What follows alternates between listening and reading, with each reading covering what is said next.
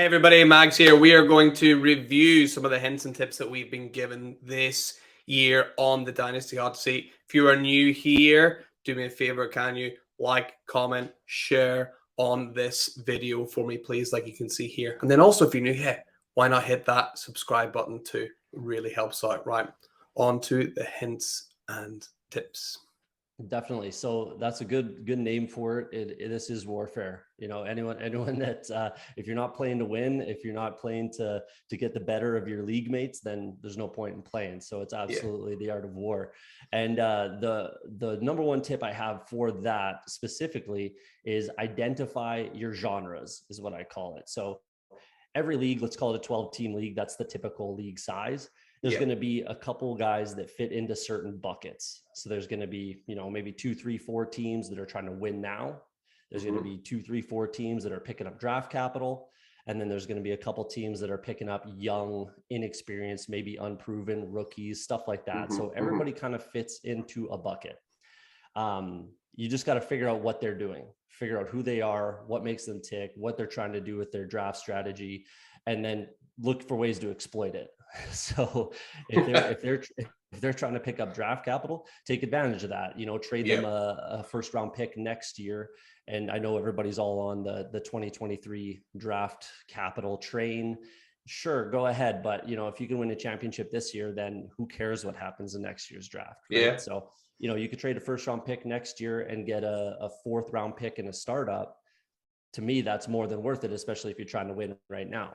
So stuff like that. And then the draft capital thing, if guys are looking to draft rookies or young, inexperienced players, then go ahead and pick off those, Mike Evans, DeAndre Hopkins, those guys at extreme value and just chip away that way. So just find ways to take advantage of your league mates, and then just keep that in mind for trading down the road as well. So you always want to find an edge and find a way to exploit your league mates and, figure out what their weakness is and take advantage of it. So that's what you can do. I've watched a few episodes where guys are saying, start conversations with your league mates and stuff like that to figure out who they are. You can do that in the chats with polls.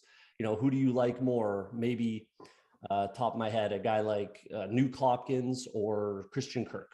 Who do you take in whatever round, something like that, just to figure out what their thought process is going to be. Yeah. And, if they say, oh, DeAndre Hopkins, he's got 2, 3, 4 years left, whatever it is. And Christian Kirk's unproven. There you go. You just learned a little bit about that guy and what to expect from him. So yeah, figure out who fits in what bucket and exploit it. Yeah, absolutely. The advice is sort of give way to the name of segment 1, that from that book, The Art of War. It's, number one tip, you got to know your enemy. So yeah, absolutely love that. Get invested in who's doing what. And I like that expression, like getting people their different genres or the different buckets that they're in, because it's going to be very, very different, and sometimes people are in like multiple leagues and the same people might be in the same league, but it doesn't mean the same thing will work with them, because their team could be completely different. They could be in a different bucket, as you put it. So yeah, I really like that, thinking about an overall view of it. So great first tip. What else you got for us? And to add on to that just quickly, you don't want to be the second, third, fourth person that's trying to jump onto that train and be that guy who's trying to win now or trying to get the draft picks. You want to be first. So, figure out what your draft pick is. Once you know the draft order, then you can kind of start to think about what you want to do. But you don't want to, be the second or third guy to try to jump on that train. You want to be, trend setting. You don't want to be following. So that's another, absolutely, just to piggyback off that. No, absolutely agree. Yeah. And then number 2, and this is something for new dynasty players and older dynasty players that have been doing it for years that I still find don't typically look at this kind of thing or think about it. And that's contracts, player contracts. It's something that you absolutely have to pay attention to and absolutely follow who's doing what, and then, use the draft to kind of piggyback off of that. So a guy last year that I was massive on, absolutely massive on, and I still am, but it didn't exactly work out like I planned, was Javonte Williams. I think he has all the talent in the world. I think he is a true workhorse, top 5 running back in the NFL.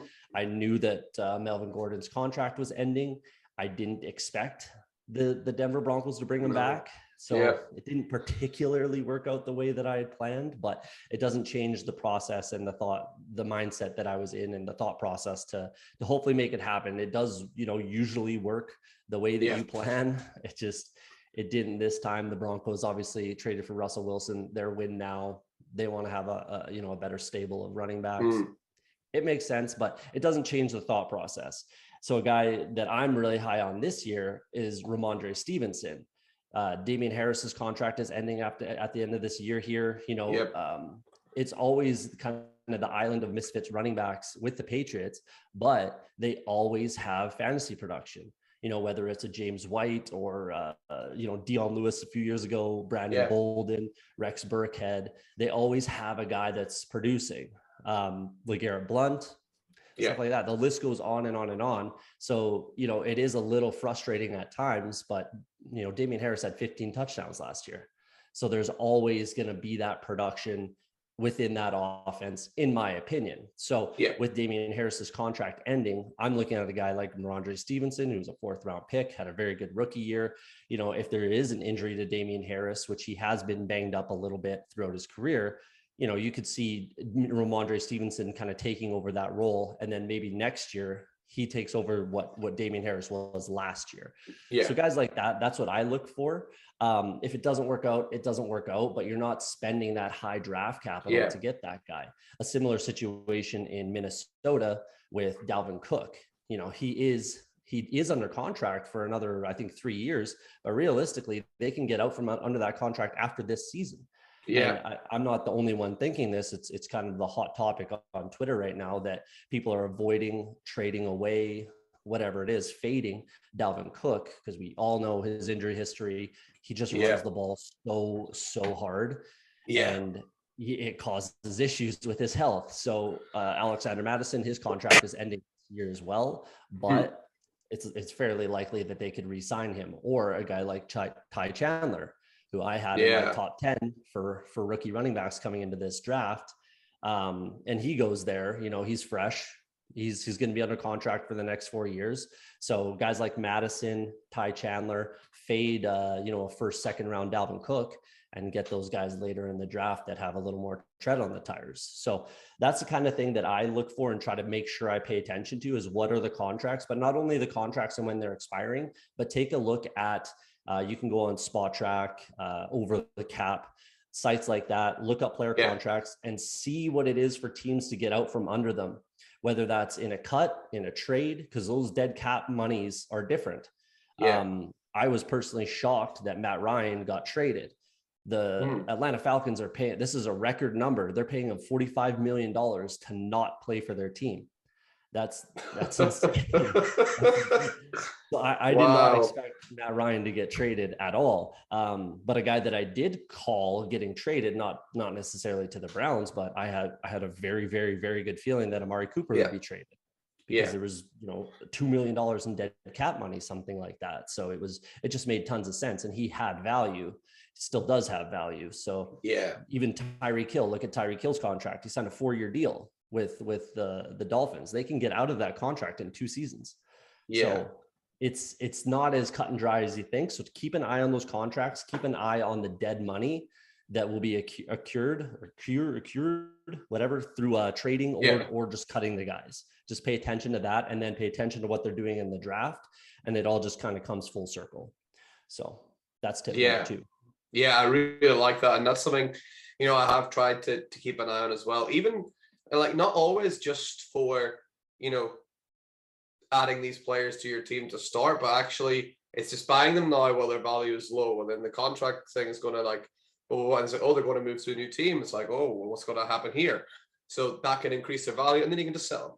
So it's like buying them when the value is here, letting the contract situation bring the value up here, and then you can move them on with price opportunity. And you're right, sometimes it works, sometimes it doesn't. I sort of thought it might. I don't know if it worked or not, or I'm undecided yet. I kind of did that a lot with Michael Gallup this last year, because I know he was coming to the end of his contract. Obviously, he's re-signed.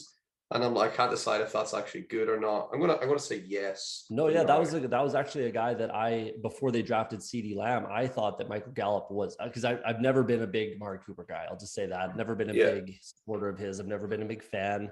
I thought that Michael Gallup would become the wide receiver 1 with Dallas. That was before they drafted CeeDee Lamb, because I knew the contract that they signed was not long-term. It was not a long-term deal for Amari Cooper. So clearly, if as long as they do re-sign Gallup, which they did, obviously the torn ACL hurts, but that was a guy that I had in mind as well because of the contract for Amari Cooper. So yeah, absolutely. But for me, it's more with running backs, just because there's less, everybody says it, and there's a lot of truth to it with Dynasty and in wide receivers. They have more play. They stay with teams a little bit longer. You got to look at 2-3 year windows with running backs. So if you just kind of cycle through them a lot, like the New England Patriots, they've become, I mentioned them earlier, they've become the, fantasy football, like Bill Belichick's like a fantasy football owner right now with running backs.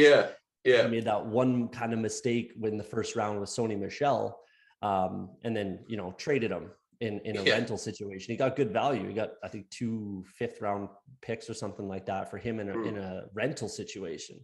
But then he just rolls through the guys. I mentioned all the names before, and right now there's, Kevin Harris, Pierre Strong Jr., the list goes on, right? So yeah, they have a lot. And did they not like cut their fullback as well?